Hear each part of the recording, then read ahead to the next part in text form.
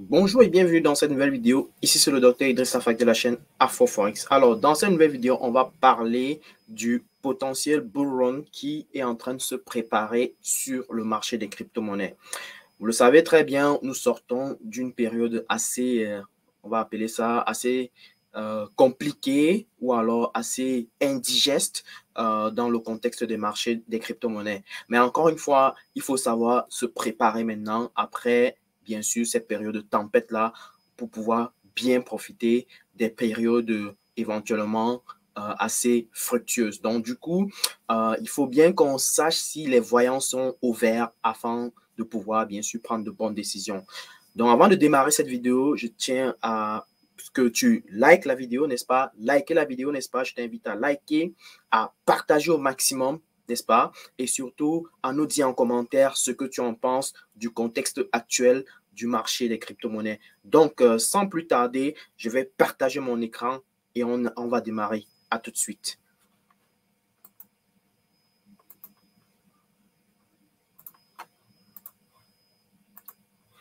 Donc, nous retrouvons donc sur mon écran. Actuellement, nous avons un contexte plutôt assez intéressant. Ce qui se passe, c'est que déjà d'entrée de jeu, le Bitcoin se retrouve au-dessus des 20 000, malgré le fait qu'on tourne autour de 20 000 depuis quelques jours. On est déjà quasiment proche des 21 000, donc 20 900, comme vous pouvez le voir sur l'écran. Ether se retrouve au niveau des 1200, n'est-ce pas? Binance se retrouve au niveau des de 241 $, Solana 38 $, XRP 0,33, ADA au niveau des 0,40, 47 $. Donc, du coup, je vais revenir sur mon TradingView. Je ne sais pas pourquoi celui-ci perd un peu la raison. Donc, du coup, ce qui se passe, c'est que on va tout simplement essayer de comprendre ensemble qu'est-ce qui se passe exactement. Est-ce que c'est parti réellement pour le bull run ou pas? Donc, déjà d'entrée de jeu, ce qu'il faut voir que quand on va sur les graphiques, on se rend bien compte que le Bitcoin avait subi une chute catastrophique depuis le début du mois de juin, n'est-ce pas? Vraiment des séquences de chute assez intéressantes, assez importantes qui a causé certainement beaucoup de liquidations, beaucoup de pertes, n'est-ce pas? Et donc, on avait frappé au niveau des 17 000, on peut le voir ici. Et après avoir frappé les 17 700, on a fait un rebond technique, n'est-ce pas? Un rebond technique qui s'est retrouvé au niveau qui nous a permis de retourner au niveau des 22 000. Donc, une fois qu'on avait atteint les 22 000, il y a eu une phase quand même, on va appeler ça une phase de calme, n'est-ce pas? Une phase de presque sur place. Et là, du coup, après cette phase-là, on a eu ce retour à la baisse qui n'est pas finalement allé chercher les 18 000, les 17 000. Mais on avait atteint quand même les 18 000 environ, quelque chose comme ça. La question qu'on pourrait donc se poser, c'est de savoir si finalement on va briser cette zone des 21 700 ou alors on va finalement faire des tentatives après, on va rebrousser chemin à ce niveau.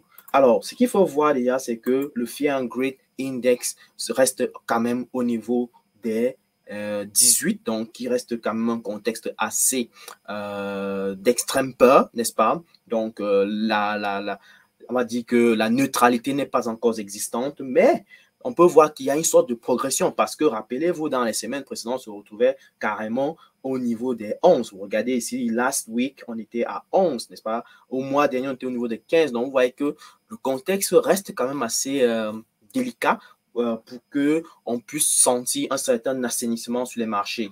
Et aussi, il ne faut pas oublier une chose, c'est que lorsqu'on regarde le Bitcoin, par exemple, on va se rendre compte que il y a pas mal d'adresses enfin, le nombre d'adresses existantes reste hyper constant actuellement, hyper constant. Et lorsqu'on va prendre clairement l'effet de levier, l'utilisation de l'effet de levier, on va se rendre compte qu'il y a une sorte de progression importante dans l'utilisation de l'effet de levier. Ça voudrait dire que beaucoup de personnes, qu'ils soient en spot market ou en future market, ils essayent d'utiliser beaucoup le levier pour pouvoir trader désormais le Bitcoin.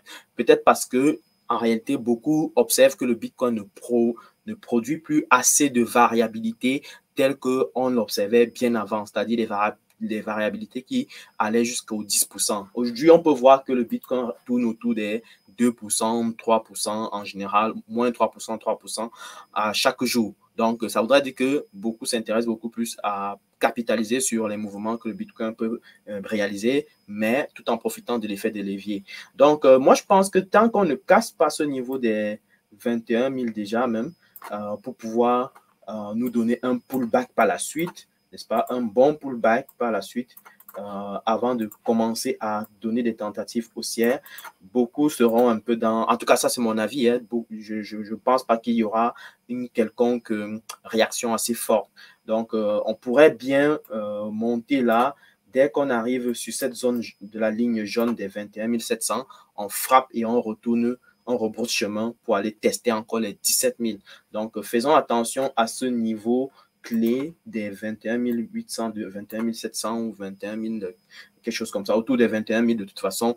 Faites attention au retournement qui peut se produire à la baisse. Donc, ça, pareil, lorsqu'on prend le comportement de Ethereum, on voit bien que on fait des tentatives de pousser à la hausse, mais on est déjà autour de ce niveau de support résistance des 12 000, de 1275. Donc, on pourrait remonter ici et faire des résistances et finalement rebourser chemin. Mais si on casse ce niveau-ci, on nous donne un pullback, c'est là où on peut envisager des achats qui pourrait permettre l'Ethereum d'aller beaucoup plus haut.